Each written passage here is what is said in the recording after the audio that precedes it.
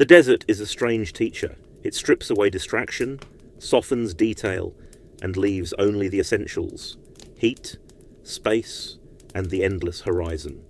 On the afternoon of the 26th of February 1991, a sandstorm rolled across the Kuwaiti border like a great brown curtain being drawn over the world. Visibility collapsed. The wind turned sharp and abrasive, stinging the eyes and rasping at exposed skin. Somewhere to the east, buried in that haze of dust and static, an American cavalry regiment was advancing into the unknown. And somewhere ahead of them, unseen but waiting, stood the outer wall of Saddam Hussein's most prized armoured division. It began long before that moment. War rarely starts where the maps say it does. The winter of 1991 had already been a season of tectonic change in the Middle East. Coalition aircraft had been hammering Iraqi positions for weeks. Bridges, depots, airfields. Everything that held the Iraqi war machine together had been pummeled to breaking point. And now the ground phase had begun. A massive armoured hook, a sweeping manoeuvre by the United States 7th Corps, was pivoting around the flank of Iraqi forces in Kuwait. It was a manoeuvre designed to collapse the Iraqi defence from behind, to rend the backbone of Saddam's army before they could react. At the very tip of that hook rode the 2nd Armoured Cavalry Regiment, scouts, tankers, gunners and mechanics, many of them barely older than 20. They were the eyes and ears of the Corps. Their mission was simple and chillingly clear: find the Iraqi Republican Guard, fix them in place, and break a hole large enough for the advancing US divisions to pour through. In the days before the battle, the men of 2nd ACR pushed into Iraq under skies smeared with smoke from burning oil wells. They slept in their vehicles, ate hurried meals of field rations, and felt the peculiar mix of anxiety and boredom that only soldiers on the edge of a major engagement understand. Some listened to cassette players through battered headphones, trying to drown out the thump of distant artillery. Others cleaned their weapons obsessively, stripping rifles and machine guns down to their last springs. And everywhere, the hum of diesel engines underscored the mood: steady, ominous, inescapable. Captain H.R. McMaster, commanding Eagle Troop, had been absorbing reconnaissance reports with increasing intensity. Intelligence suggested that Republican Guard units, including the Tawakalna Division, were deployed in defensive belts stretching across the desert, but the exact positions were impossible to confirm. The Iraqi army was dug in, hiding hull down behind ridgelines, using the featureless desert to mask their movement. McMaster knew that the sandstorm would make things even harder. What little visibility they had would soon disappear entirely. Still, the regiment advanced, guided by GPS coordinates, thermal sights, and grit. To an outsider, the M1A1. Abrams' tank looks like a brute, a squat steel monster with a 120mm smoothbore cannon jutting from its turret. But to the crews inside, the machine was a world unto itself. The hum of the turbine engine, smooth as a jet. The faint electrical whir of the stabilized gun. The green glow of thermal imaging screens, casting ghost-like shadows across helmets and flak jackets. The Abrams was armour, firepower, and momentum fused into one. And it was about to meet the Soviet-built T-72s, T-62s and T-55s of the Republican Guard in circumstances no one entirely expected. The Iraqi armoured forces that faced the Americans in 1991 were not the crude, flimsy machines people sometimes imagine in hindsight. Many were Soviet-designed T-72s, export models known locally as Asad Babel. Squat, aggressive silhouettes with low profiles, thick frontal glacis plates, and 125mm smoothbore guns capable of firing armour-piercing, fin-stabilised rounds that would have posed a real threat at closer ranges. Supporting them were T-62s and T-55s, older on paper but still dangerous in the right circumstances, rugged steel beasts with proven combat records from the Middle East to Central Asia. The storm thickened as the US regiment pushed eastwards. Fine grit infiltrated everything. Radios, optics, even the narrow seams of protective goggles. Tank commanders scanned the nothingness through periscopes, seeing little but a shifting wall of sand. Bradley fighting vehicle crews felt the storm's teeth as it rattled against their armour plate.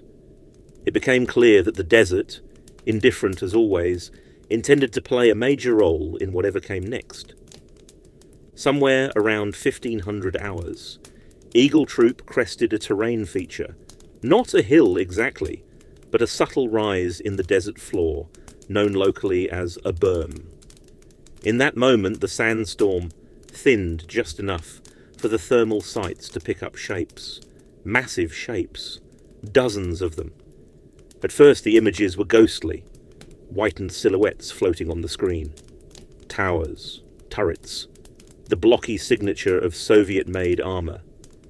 And then the realization struck like a physical shock. They were looking at a large Iraqi armoured formation, perhaps a brigade's worth. Close enough to hit. Close enough to be hit in return. There was no hesitation. Years of training compressed into seconds. Contact front. The words rippled across the radios. The Abrams main guns swung into alignment. Rangefinders pinged out their measurements. In the cramped interior of each tank, loaders heaved heavy sabot rounds. Long, fin-stabilized darts designed to punch straight through steel, into the breach. The air reeked of machine oil, aluminium dust, and adrenaline. And then Eagle Troop fired. The first volley tore through the sandstorm like thunder. The recoil rocked each tank, a deep mechanical jolt that vibrated through the crew's bones. The sabot rounds streaked across the desert, invisible to the naked eye, travelling at nearly a mile per second. When they struck the Iraqi tanks, they didn't explode. They simply punched through, turning armour into molten fragments that tore through the crew compartments like a storm of razor-hot needles. Iraqi vehicles erupted in flashes of white heat on the thermal screens. Some brewed up instantly, flames venting through their hatches. Others slumped, crippled before their crews even realised they were under attack. The Iraqis fired back, but their rounds vanished into the storm, missing badly. Their optics were blind. Their commanders were disorientated, and their positions, carefully prepared for a frontal assault, were being outflanked by a cavalry regiment, advancing with ferocious precision. McMaster ordered his troop forward. "Do not sit still. Do not give them time." The Abrams surged ahead, engines howling, treads grinding the wet sand into thick churned furrows. The Bradleys swept in behind them, their 25mm cannons rattling out strings of fire against infantry positions and BMP fighting vehicles. Anti-tank guided missiles, loosed from Bradley launchers, arced through the haze, stabbing into bunkers and berms. For the Iraqi soldiers on the receiving end, the battle must have felt like being crushed by an invisible giant. Some tried to flee on foot, stumbling through the dust with hands raised above their heads. Others crouched behind sand berms, desperately firing RPGs that fizzled harmlessly into the void. And some, trapped inside their burning tanks, never stood a chance. One Iraqi conscript later recalled, in an interview years after the war, the sensation of overwhelming helplessness. "We could not see the enemy," he said. "Only fire, only noise. They were ghosts in the storm." As the troop advanced, they pushed deeper into a complex network of Iraqi positions, minefields, anti-tank ditches, hardened command posts buried under layers of sand and camouflage netting. Under ordinary circumstances, these defences might have slowed a mechanised assault. but the speed and violence of Eagle Troop's attack shattered any hope the Iraqis had of mounting an organised response. Behind Eagle Troop, the rest of 2nd ACR was engaging Iraqi positions across a frontage several kilometres wide. Ghost Troop and Iron Troop were encountering similar resistance. Tanks, BMPs, artillery pieces, hastily crewed by terrified conscripts, and were tearing through them with methodical violence. The regiment had found not just a screening force, but a significant element of the Republican Guard, and the only thing to do now was break them. Between bursts of combat, moments of surreal calm punctuated the advance. In the cramped turret of one Abrams, a gunner wiped sand from his thermal screen and muttered to himself, trying to steady his breathing. The loader beside him whispered a half-remembered prayer. Outside, the storm howled and screamed like a living thing. Captain McMaster's tank, call sign Crazy Horse, continued to spearhead the assault. At one point, the vehicle crested another ridge and found itself facing an anti-tank missile team at nearly point-blank range. The Iraqis were shocked to see an American tank appear out of the storm like a phantom. One of them raised a launcher. McMaster's gunner fired first. A high explosive round blasted the position apart in a single devastating moment of thunder. Forward, always forward. By late afternoon, the regiment had smashed through the initial Iraqi lines and was approaching the 73 Easting, their designated limit of advance. The GPS coordinates blinked on their screens. But beyond that invisible line, the storm concealed yet more enemy positions. The battle was far from over. Reports crackled through the radios. Additional Iraqi brigades, more tanks, more entrenched positions. 2nd ACR had not simply found the enemy. They had torn into the flank of an entire defensive sector, and the only way out was through. For now, though, the immediate task was survival. The desert was swallowing the light. The storm was tightening, and the regiment was stretched thin across a widening battlefield. Tank commanders scanned the darkness, listening to the hiss of the wind against their cupolas. Gunners checked their ammunition racks. Depleted uranium sabot rounds, high explosive shells, coaxial machine gun belts. Loaders flexed aching shoulders, knowing the next engagement could erupt at any moment. And everywhere, the men tried to quiet the gnawing thought that every mile they advanced brought them closer to forces that outnumbered them several times over. But there was no turning back. 7th Corps depended on them. The entire left hook manoeuvre depended on them. And so, as the sands of the Iraqi desert swept across their hulls and obscured the horizon once more, the soldiers of 2nd Armoured Cavalry Regiment braced themselves for whatever waited ahead. The battle had begun in earnest, but the fiercest fighting was still to come. The light was fading when the storm thickened again, swallowing shapes and distance, and turning the desert into a world measured only by instrument screens and instinct. Engines rumbled like muted thunder across the plain. Radios hissed. Somewhere far behind, the bulk of 7th Corps surged forward, relying entirely on the thin line of cavalrymen out front to punch the way clear. Eagle Troop was stretched across the desert in a loose formation. Abrams tanks in the lead, Bradleys in supporting positions, scouts probing ahead where the storm allowed. The air tasted of metal and grit. Every breath carried dust. Every exposed surface felt coated in a fine layer of sand, as though the desert were quietly trying to bury the battle before it was even finished. McMaster stood half exposed in his cupola, the wind battering against his goggles. His voice came through the intercom, calm and clipped. "Eyes up, stay sharp, we're not done." Ahead the storm shifted, not clearing exactly, but thinning just enough for ghost-like shapes to flicker through the thermal sights. More heat signatures, more armour, a lot more. Eagle Troop had not punched through the flank of a single brigade. They had collided with the forward elements of a layered Iraqi defence. Multiple battalions, backed by reserve armour, artillery units, and desperate infantry, dug into fighting pits carved into the sand. And those forces were now beginning to react. For the first time in hours, Iraqi shells began to fall with at least some accuracy. The impacts thudded into the desert, throwing up fountains of sand.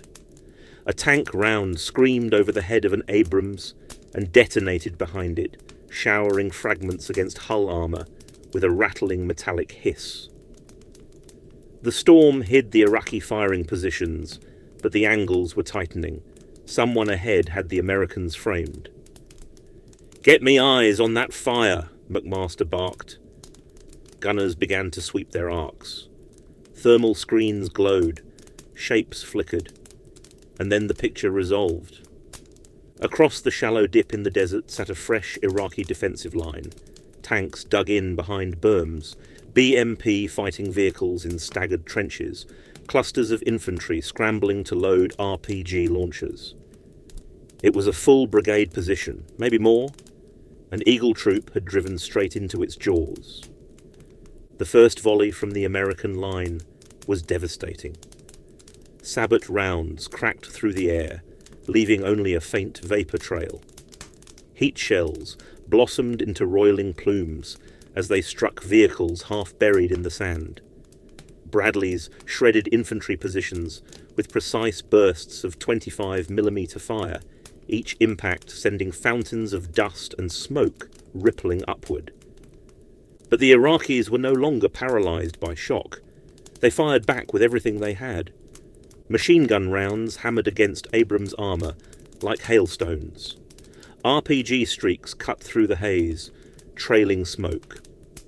One missile slammed into the glacis plate of a Bradley, the explosion rocking the vehicle violently but failing to penetrate. The crew inside cursed, steadied their breathing, and resumed firing. Then an Iraqi tank round struck close to Crazy Horse, McMaster's lead Abrams. The explosion hit the sand just meters from the track, showering the turret with hot grit. The gunner swung the barrel, found the source, a T-72 trying to reverse behind a berm, and fired. The sabot round hit the turret ring cleanly. The tank lurched, froze, and began to burn from the inside out. The Iraqi line wavered, but did not break. Another wave of fire poured towards the Americans. Tracer lines stitched the night. Mortar rounds thumped into the ground, shaking the crew's teeth. Amid the chaos, a Bradley commander shouted into the radio, his voice pitched with adrenaline. "We've got troops massing to our right. Looks like a company-sized element." They were trying to flank the cavalry. McMaster reacted instantly. "Bradleys, shift right. Tanks, hold centre and keep pushing." The desert dissolved into overlapping arcs of fire. Bradleys peeled off to intercept the flanking infantry, their 25mm cannons chattering in savage bursts. Tank commanders called out targets, voices rising over the roar of engines.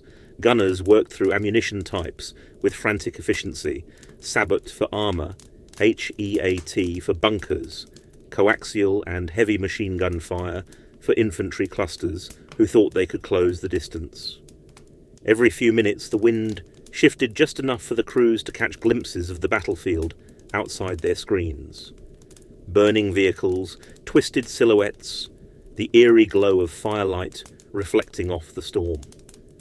The entire horizon flickered like a distant lightning storm made of exploding steel. One cavalryman later described the moment with stunned understatement. "It felt like we were fighting through a curtain.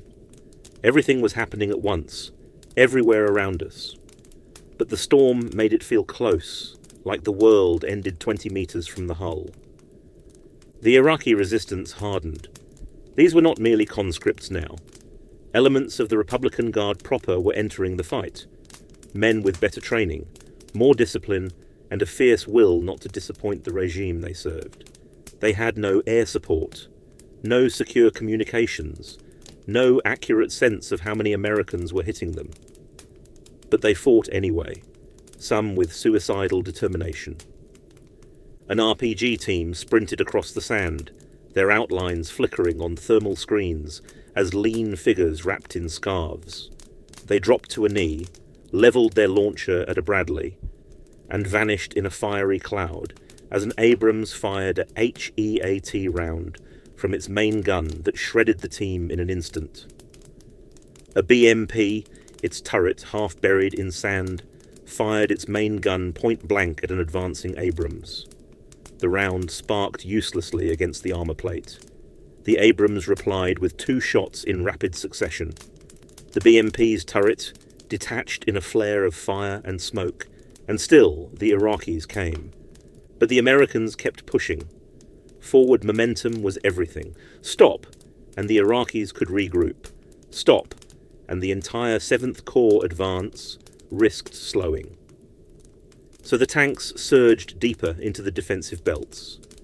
Dust whipped around them, turning the battlefield into a churning, abstract nightmare of movement and noise. The men felt sweat pooling under flak jackets, tasted the metallic tang of fear and grit, and fought in a world of half-seen shapes and sudden violence. More Iraqi armour appeared on the left flank, a fresh company of T-55s and T-62s, likely reserves ordered in haste to plug the widening hole in the line. They manoeuvred erratically, commanders shouting orders lost in the storm. Their turrets slewed, searching for targets. Eagle Troop swung towards them, the Abrams guns opened up, the concussive shockwaves thudding through the hulls. Shell after shell streaked across the darkened plain. Iraqi armour brewed up in sequence, each tank's death mark appearing on thermal screens, like sudden blossoms of white fire. Some crews bailed out, scrambling across the sand. Others stayed inside, trapped by hatches fused shut by armour deformation. Yet even in defeat, there were moments of grim bravery. One T-62 crew, realising their turret was jammed, attempted to drive straight at the American line, hoping to close the distance enough for their coaxial machine gun to matter. The tank roared forward, engine screaming, until an Abrams round punched straight through the glacis and stopped the charge cold. The storm swallowed the smoke. The desert rolled on. By now the battlefield stretched across kilometres.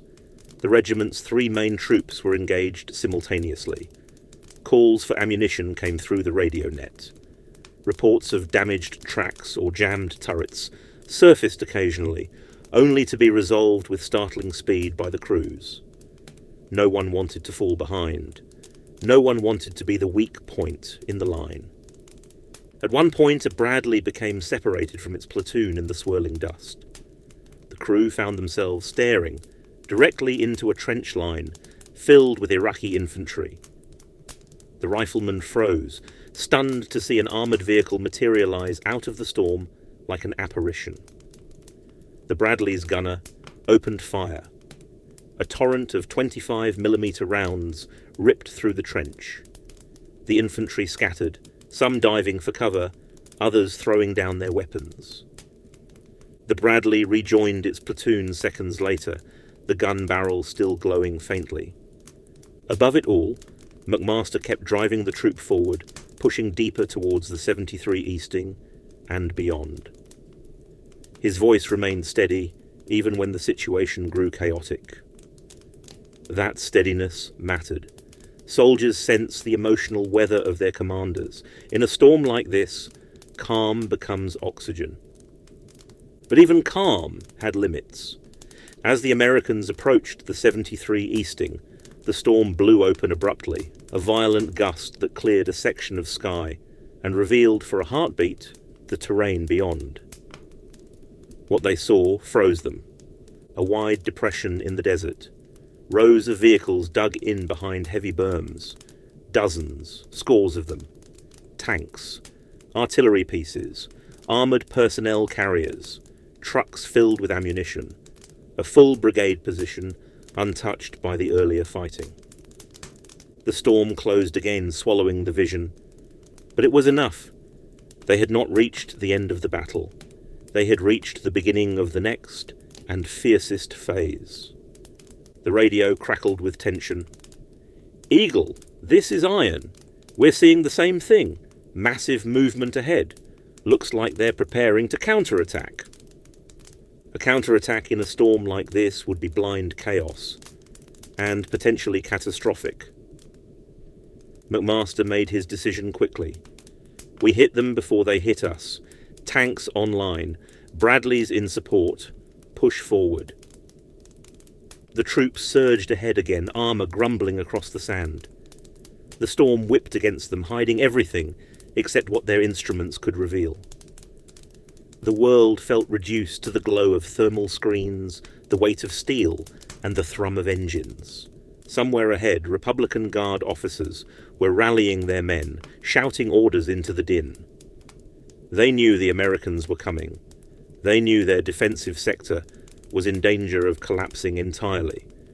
And they knew that if they failed to hold here, at this invisible line in the desert, the entire southern flank of Iraq's defence might unravel. Men clambered into tanks. Ammunition was hauled out of trucks. Engines sputtered to life. Mortar crews rushed to adjust firing tables in the teeth of the storm. Both sides were preparing for a collision neither could fully see.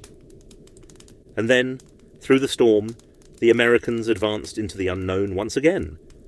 A thin armoured line pressing into a brigade-sized force, trusting their training, their machines and each other to survive the firestorm to come. The American line moved forward like a tide of steel, pressing into the storm with engines growling and optics glowing pale green in the haze. Each vehicle advanced on faith. Faith in the instruments, faith in the commander's voice, faith in the thick armour surrounding them. Somewhere ahead lay a brigade-sized Iraqi force, bracing itself for a final stand. Somewhere beyond that lay the rest of the 7th Corps, depending entirely on the cavalry to tear open the flank. There was no time left for doubt. McMaster's voice cut through the radio net, steady as a metronome. "We close with them. Keep spacing tight. Gunners, expect armour front." The desert dipped slightly as Eagle Troop rolled into the depression they had glimpsed earlier. The ground felt different and softer under the tracks, pitted by trenches and impact craters. The storm thickened, then thickened again, playing cruel tricks on depth and direction, and then, abruptly, the thermal screens lit up.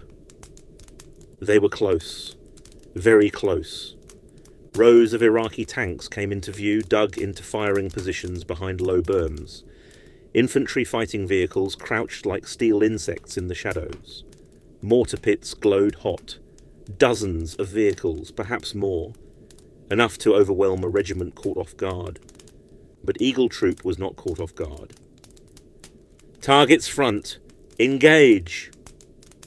The order cracked across the radios. The American line erupted. Abrams' main guns hammered the night, each shot sending a deep visceral shock through the desert floor. The cannon breeches cycled again and again, loaders shoving long finned sabot rounds into the chambers with practiced rhythm. Every time a round fired, a new shell was already in the loader's hands. Bradleys swept the flanks, their 25mm cannons chattering with controlled savagery. Tow missiles streaked out with a whispering roar and lanced into bunkers. The Iraqi brigade answered with everything it had. Tank rounds flashed from the berms, streaking into the storm. Mortars thudded, heavy and rapid, throwing pillars of sand into the air. RPGs arced out in desperate volleys. Machine guns traced burning ribbons through the dust. For the first time in hours, the Republican Guard fought in something approaching coordinated fashion, a final, furious attempt to halt the American spear point. One Iraqi T-72 fired at near point-blank range. The round streaked into the night, but it hit nothing. The storm was against them. Their optics were useless. Their commanders were blind. The Abrams gunner replied with a single sabot round. The Iraqi tank vanished in a blossom of white heat. The American line pressed deeper. Tracer fire ricocheted off armour. Sand hammered against hulls. The battlefield became a maelstrom. Glimpses of silhouettes through the storm. Sudden impacts. The deafening boom of cannons. The world contracted to the space inside each tank, each Bradley, each cramped fighting compartment. Somewhere in the din, one Bradley found itself dangerously exposed. It had crept ahead of the main line, drawn by a flicker on its thermal scope. An Iraqi infantry platoon massing for a close assault. The Bradley swung its turret and fired, but the return fire intensified. RPG rounds slammed into the ground around it, rocking the vehicle. The crew felt the old terror surge, the fear of being isolated, of becoming a burning wreck in the middle of the storm. Before panic could set in, two Abrams pivoted toward the contact. Their guns fired nearly in unison. The infantry positions disappeared in plumes of dust and shrapnel. The Bradley crew let out the breath they didn't realize they were holding. The line reformed. Forward again. The brigade position was beginning to buckle. American fire was too accurate, too relentless. Iraqi crews were abandoning tanks, scrambling across the sand, coughing and choking in the smoke. Some ran. Others dropped to their knees in surrender, and some, bound by fear or duty or sheer fatalism, fought on until their positions were erased by high explosive fire. Then came the moment that defined the battle's turning point. A large Iraqi armoured element began manoeuvring behind the berms. They were trying to counter-attack, to surge forward and strike the American line at close range, where mass might overwhelm technology. It was a desperate but not irrational move. If they closed the distance, if even a few tanks broke through, the entire fight could tilt dangerously.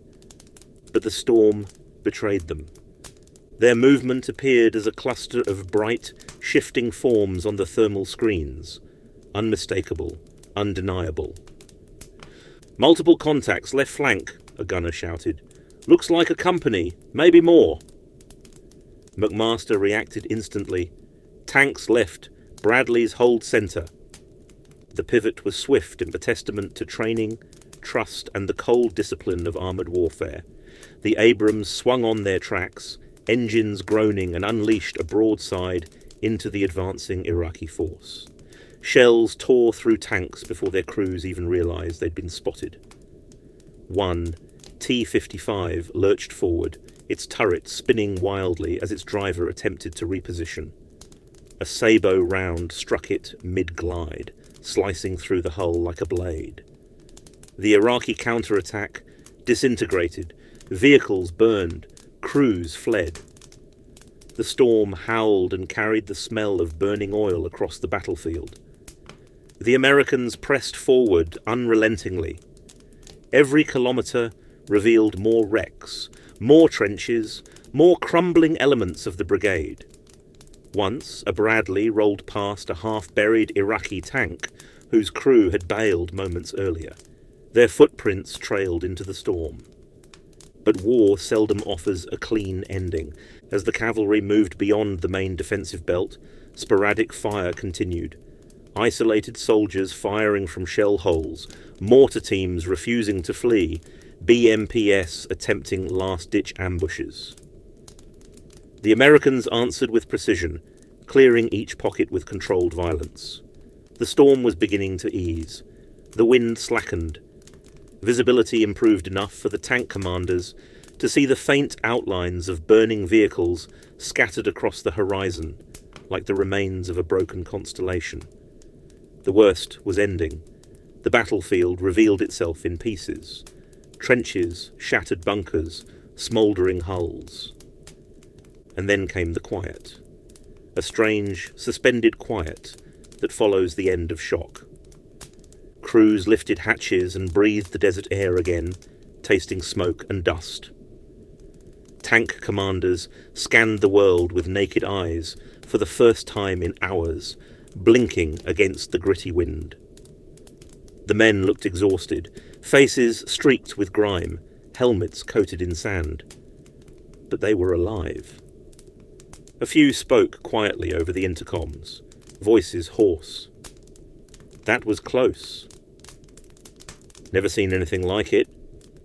The Battle of 73 Easting was over. The Republican Guard's outer armour screen had been shattered completely, not merely pushed aside, but decisively broken. In the hours that followed, 2nd Armoured Cavalry Regiment consolidated its positions along the 73 Easting. Engineers moved in to mark minefields. Medic teams tended to the wounded, American and Iraqi alike. Prisoners were gathered, many dazed and shivering in the cooling desert air. Some looked barely old enough to be in uniform. Others murmured prayers under their breath. American officers walked the battlefield. They counted wrecks, tanks, BMPs, armoured trucks, artillery pieces. The scale of destruction was astonishing. Hundreds of Iraqi vehicles lay wrecked or abandoned across the desert floor. The sandstorm had hidden the enormity of what had happened. Now, as the wind eased, the truth emerged with grim clarity. Behind the cavalry, the steel tide of 7th Corps rolled through the gap the regiment had torn open. Armoured divisions moved past the wreckage in immense columns. M1A1 tanks, Bradley companies, logistical convoys stretching for miles. The left hook, that great sweeping manoeuvre designed to collapse the Iraqi position, was now entirely unimpeded. 73 Easting had done what it was meant to do. For the men who fought there, the aftermath was complicated. Victory in armoured combat is often described in terms of machines, ranges, ammunition, angles, mechanics. But the human experience lingers long after the details fade. Some soldiers recalled the strange beauty of the storm, the way the burning vehicles flickered like distant lanterns. Others remembered the fear, deep, primal, almost paralysing, that came when enemy shells struck close or RPGs streaked towards the hull. Still others carried the quiet knowledge that the Iraqi soldiers were often boys, frightened and blind in the storm, fighting for a cause they barely understood. Many American crews spoke later of the eerie contrast between the violence and the silence. One tanker described it simply. When the guns stop, you suddenly hear your own breathing, and it hits you that you survived what someone else didn't. The broader world barely understood the significance of the battle at first. The Gulf War moved fast. Within days, the coalition had pushed deep into Kuwait and southern Iraq. Ceasefires loomed, news cycles shifted. But among military historians, strategists, and armoured officers, the Battle of 73 Easting became something else entirely. A landmark. A benchmark. A demonstration of how modern armoured warfare could unfold when training, technology, morale, and tactical clarity aligned perfectly. It revealed the power of thermal imaging, how it could strip away the chaos of weather and darkness. It showed the decisive value of aggressive manoeuvre, pressing the initiative rather than waiting for clarity. And it underscored the staggering gap between a well-led, professional mechanized force and an army still shaped by rigid Soviet doctrine. But beyond the technical lessons, 73 Easting carried a deeper, more human weight. It was a reminder that battles are fought not by machines, but by people, young men far from home, gripping cold metal handles inside cramped turrets, trusting each other implicitly as the world shook around them. A reminder that courage does not always look like grand heroics. Sometimes it is found in a loader who keeps passing shells despite trembling hands, or a gunner who steadies his breathing long enough to make the next shot count. And it was a reminder, too, of the tragedy on the other side. Conscripts fighting in a storm against an enemy they could not see, cut down by a war they had no hope of winning. In the years that followed, military academies dissected the battle. Veterans spoke sparingly about it, sometimes only in fragments, and historians traced its influence through the evolution of early 21st century warfare, from the confidence placed in armoured units to the emphasis on sensor-driven combat. 73 Easting became more than a location. It became a symbol of the moment when the world saw, in stark clarity, what the modern battlefield could become.